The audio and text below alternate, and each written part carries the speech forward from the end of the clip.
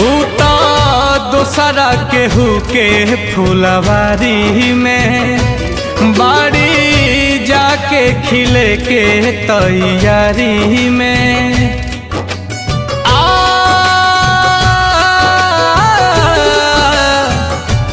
उता दोसरा केहू के फुलवारी में बाड़ी जाके खिले के तैयारी में भारत तड़प तड़प के यहाँ बनी हो भारत तड़प तड़प के यहाँ बनी हो एह दुनिया में प्यार के जैसन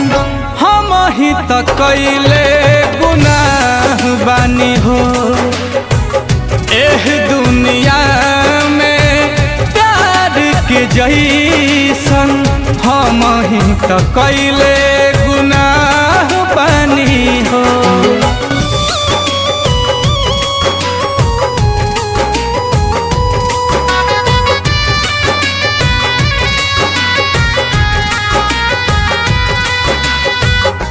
फूल बिछैनी